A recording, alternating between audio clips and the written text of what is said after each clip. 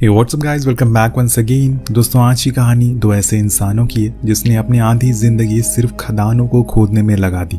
पर ऐसी वैसी खदान नहीं, बल्कि सोने की खदान, जिसमें इतना सोना भरा हुआ है कि वो अपने साथ कई और लोगों को भी अमीर बना सकते हैं। तो कहानी की शुरुआत होती है कैनी नाम के शख्स को देखते हैं जो कि माइनिंग कंपनी चलाता है, और ये काम पहले उसके दादा किया करते थे और फिर उसके डैड, और अब वो करता है। इन लोगों का काम है दुनिया के कुछ ऐसे हिस्सों को ढूंढना जहाँ पे सबसे ज्यादा गोल्ड माइन हो, वहां जाकर खुदाई करना और फिर जो कुछ भी मिलता है उन्हें ये बांट लेते हैं। और ये काम ये जनरेशन पिछले 100 सालों से कर रही है। यहाँ ऑफिस में कैनी की गर्लफ्रेंड केन भी आई है, जिसे लगता है कि कैनी की सच में कोई सोने की खदान है, वो बहुत अमीर होगा। लेकिन ऐसा होता नहीं है। वो उसे समझाता है कि हमारा काम अलग है, जैसे तुम सोच रही हो वैसा कुछ भी नहीं है। इसके बाद वो उसे एक गोल्ड वॉच भी गिफ्ट करता है, जिसे पाकर वो बेहद खुश होती है।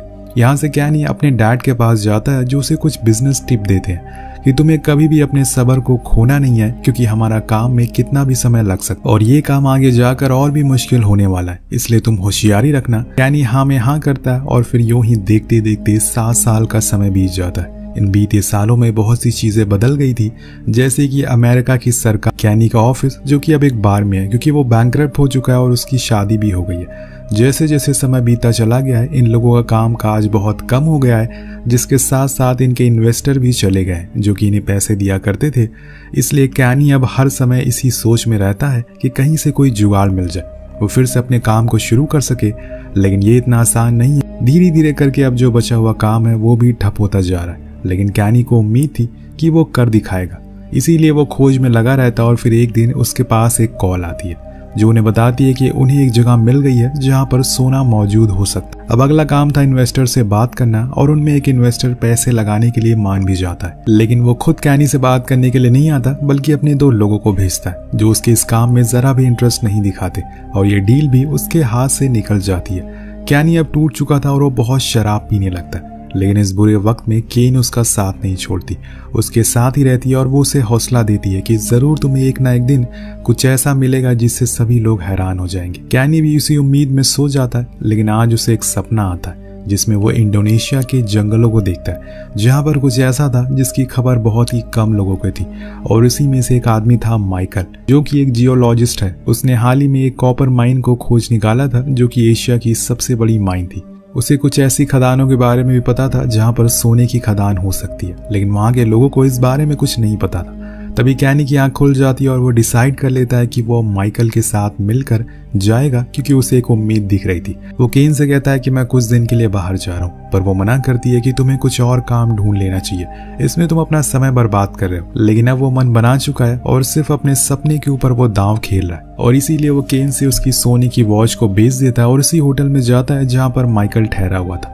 कुछ देर के बाद वहां पर उसकी एंट्री होती है। वो कैनी को देखकर समझ जाता है कि इसकी हालत बहुत ही बुरी है। लेकिन आजकल माइकल के भी दिन कुछ खास नहीं चल रहे हैं, इसीलिए वो उसकी बात सुनने को राजी हो जाता है। जिसके बाद कैनी उसे बताता है कि मैंने तुम्हारी थ्योरी के बारे में पढ़ा था, तुम्हें लगता है कि उन जंगलों में कुछ है, और मेरा भी यही मानना है, वहां जरूर कुछ न कुछ है जो हमारी किस्मत बदल सकता है। मैं अपने सब कुछ दांव पर लगाने के लिए तैयार हूँ। अगर तुम मेरा साथ दोगे तो हम जरूर कुछ न कुछ ढूंढ निकालेंगे जिसकी तलाश पूरी दुनिया को थी।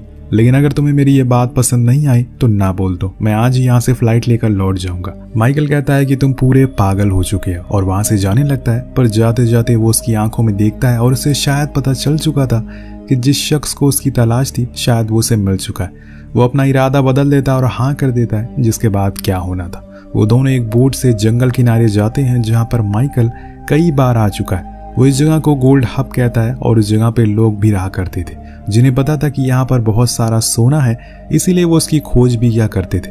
लेकिन उनके पास वो सामान, वो इक्विपमेंट, वो जानकारी नहीं थी जिससे कि वो बल्क में सोना निकाल सके। जब कैनी उस जगह को देखता है तो हैरान रह जाता है। शायद उसे वो जगह मिल गई थी जिसकी उसे बरसों या फिर ये कहें कि सदियों से तलाश थी। वो जगह को देखकर कहता है कि सेम यही चीज मेरे सपने में आई थी। इसके बाद माइकल उसे बताता है कि ये अमेरिका नहीं है, ये इंडोनेशिया है। यहाँ पर हमें हर चीज के लिए परमिट और पैसा चाहिए होगा। तो वो कहता है कि हमें कितने पैसों की जरूरत है। तो माइकल सभी वर्कर और मशीन के हिसाब लगाकर बताता है कि कम से कम हमें $7 लाख चाहिए। दोनों अपनी सारी जमा पूंजी लगाने को तैयार थे, इसीलिए कैनी एक नैपकिन पर एक कॉन्ट्रैक्ट साइन करता है जिसमें लिखा था कि अगर फायदा हुआ तो वो 50-50 होगा, अगर नुकसान हुआ तो वो भी 50-50 होगा। जिसके बाद दोनों उस पर साइन कर देते हैं और इस कॉन्ट्रैक्ट को माइकल अपने पास रख लेता है। अब उस दिन कैनी वापस अमेरिका लौट आता है क्योंकि उसे अब इन्वेस्टर ढूंढने थे। उधर इंडोनेशिया में वो मशीन और मजदूरों का बंदोबस्त कर रहा था। कैनी उसे कॉल करके बताता है कि मैंने $3 लाख का बंदोबस्त कर लिया है, जिसे लेकर मैं कल वहां आ रहा हूँ। वो मान जाता है, हालांकि ये बहुत कम पैसे थे, लेकिन फिर भी दोनों इसी में काम चलाने वाले थे। सभी लोग लग जाते हैं उस जगह पर खुदाई करने के लिए। सभी मशीन भी फिट हो गई थी, सारे वर्कर भी आ गए थे। जैसे कि कोई काम शुरू होता है तो शुरू में बहुत ही एक्साइटमेंट होती है, सेम वैसे ही यहाँ पर भी था। अब हर एक दिन खुदाई के बाद वहां से निकले हुए पत्थर लैब में भेजे जाते थे, फिर उसकी रिपोर्ट आती थी जो कि निगेटिव में थी। लेकिन दोनों ने उम्मीद नहीं छोड़ी थी। लेकिन जब धीरे धीरे करके सारी रिपोर्ट नेगेटिव आने लगती है तो कैनी का भी सब्र का बांध टूट जाता है। वो हारा हुआ महसूस करने लगता है, पर माइकल उसे समझाता है कि इस काम में सब्र की जरूरत है, हमें कुछ दिन और देखना चाहिए। लेकिन जब पैसे खत्म हो गए और वर्कर को भी कुछ नहीं मिला तो वो काम छोड़कर जाने लगते हैं। कैनी उनके सामने हाथ जोड़ता है, उनके पैर पड़ता है, लेकिन वो नहीं रुकने वाले थे और वहां से चले जाते हैं क्योंकि किसी को कोई उम्मीद नहीं थी कि यहाँ पर कुछ मिलने वाला है, क्योंकि 10 दिन से ज्यादा ये सभी लोग यहाँ पर खुदाई कर रहे थे। और इसी बीच कैनी को मलेरिया भी हो जाता है, जो एक दूसरी मुसीबत थी।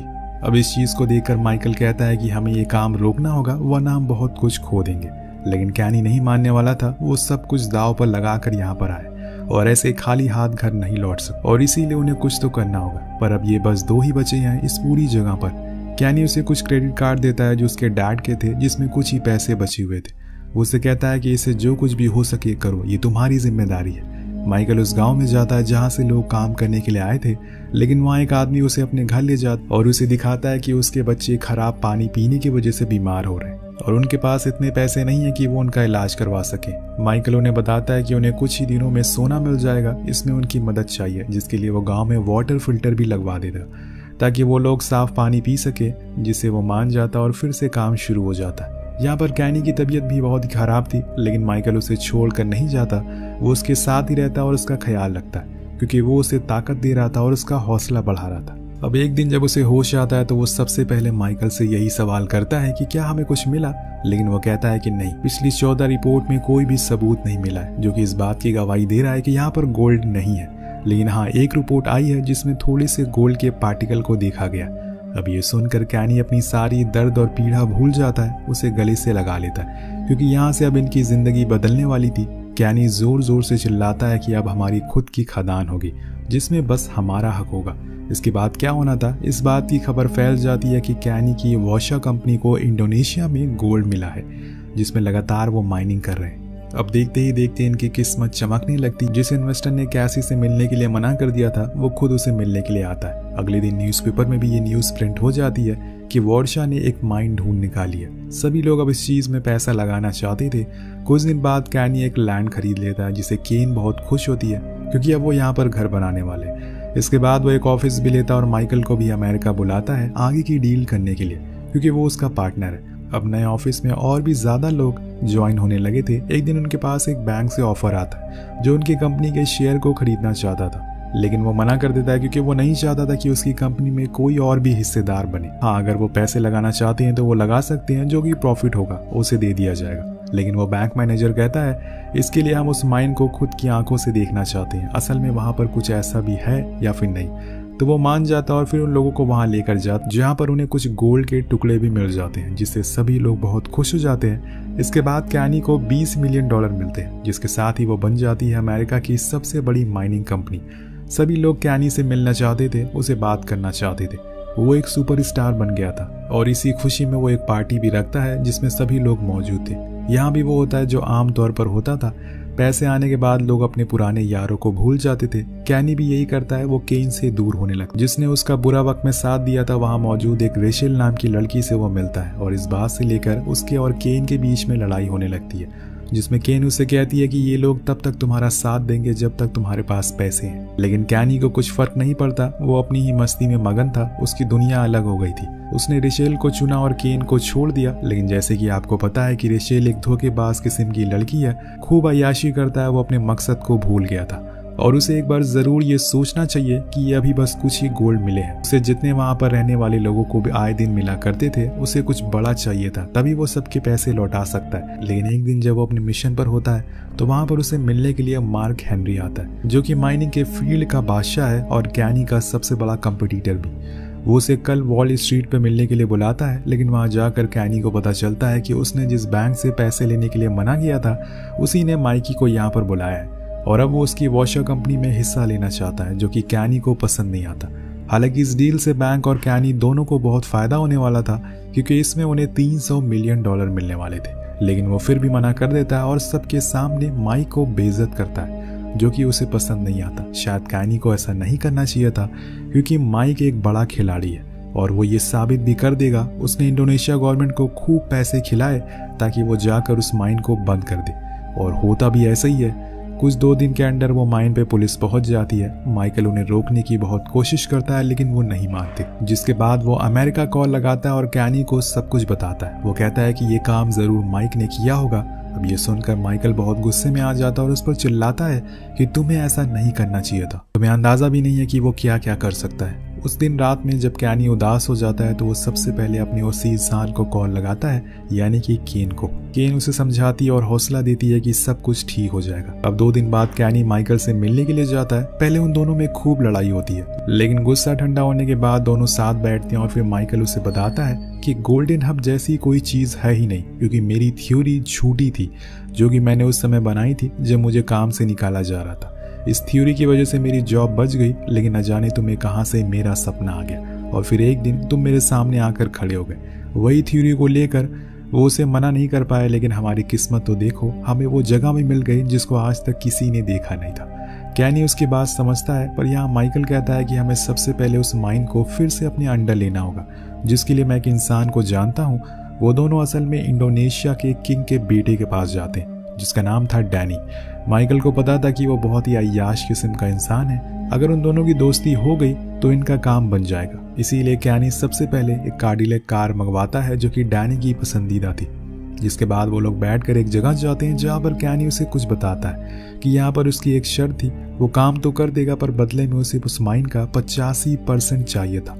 अब दोनों थोड़ी देर सोचते हैं कि 85% बहुत ज़्यादा होता है, लेकिन अभी कोई रास्ता नहीं है और फिर हाँ कर देते हैं, क्योंकि कुछ ना होने से कुछ होना बेहतर है। वहाँ पर डैनी भी कहता है कि माइक बहुत ही ताकतवर आदमी है, इसलिए तुम्हें मेरे लिए काम करना होगा। वो उन्हें अपने एक टाइगर के पास लेकर जाता है और कहता है कि जिसके पास जाकर वापस जिंदा कोई भी लौट नहीं आए। अगर तुम ये काम कर दो तो हमारी डील पक्की हो जाएगी। डैनी मान जाता है और अंदर जाता है और वो टाइगर उसे कुछ नहीं करता, जिससे वो बहुत खुश होता है और उसकी डील हो जाती है। और यहाँ पर उनकी माइन उन्हें मिल जाती है, जिसके बाद इनकी गाड़ी फिर से पटरी पर आ जाती है। सब कुछ ठीक होने लगता है। यहाँ कैनी अब केन के पास जाना चाहता था, इसीलिए वो उससे मिलने के लिए जाता है, लेकिन वो देखता है कि वो तो किसी और के साथ बिजी है, इसीलिए वो वापस आ जाता है। उधर वॉल स्ट्रीट की बैंक की हेड को जब पता चलता है कि उसके मैनेजर ने माइक के साथ मिलकर उस माइन को बंद करवाया था, तो वो उसे जॉब से निकलवा देते हैं, क्योंकि दोस्तों कर्मा हिट बैक।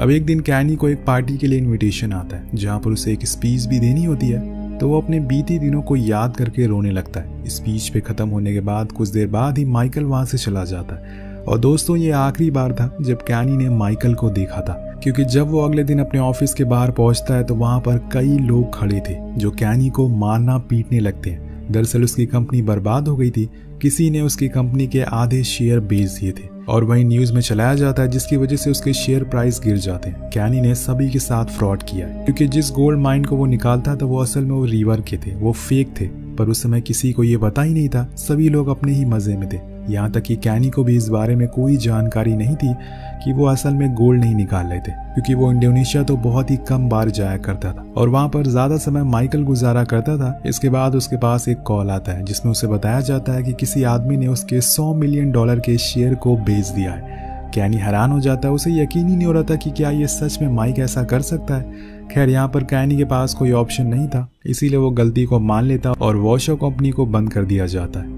ये उस सदी का सबसे बड़ा स्कैम होता है, जिससे किसी की उम्मीद भी नहीं थी।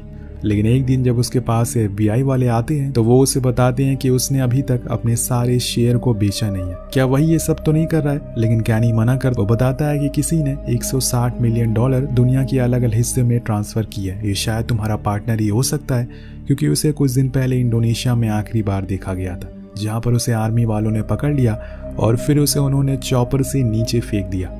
लेकिन कैनी कहता है कि ये झूठ है, वो सिर्फ ड्रामा कर रहा है, सब कुछ उसी ने किया। लेकिन आर्मी वाले कहते हैं कि हमारे पास उसकी पोस्टमार्टम रिपोर्ट है, उसकी लाश आर्मी को जंगल में मिली। खैर अब यहाँ पर कैनी अपने शेयर को बेच देता है और जितने भी पैसे लोगों के थे वो उन्हें दे देता है और वापस अपने घर यानी कि केन के पास लौट आता है, जो उसे देखकर बहुत खुश थी। 2 महीने के बाद उसके पास एक लेटर आता है जिसे खोलने पर उसके अंदर उसे एक नैपकिन मिलती है जिसमें उसने माइकल को कॉन्ट्रैक्ट साइन करवाया था। उसके साथ उसमें $80 मिलियन का चेक भी था, जो किसी और का नहीं बल्कि माइकल ने भेजा था, क्योंकि वो अभी भी जिंदा था और वो इतना बड़ा स्कैम करके भाग निकला। लेकिन उसने कैनी को धोखा नहीं दिया, उसने प्रॉफिट का आधा हिस्सा उसे दे दिया जैसे कि उन्होंने वादा किया था। कैनी को यकीन हो जाता है कि सच में वो एक सपने की तरह था। जब उसकी आंख खुली तो वो गायब हो गया और इसी के साथ ये कहानी यहीं पर खत्म हो जाती है। वेल, आपको कहानी कैसी लगी नीचे कमेंट करके जरूर बताएगा। मिलते हैं अगली वीडियो में। पीस।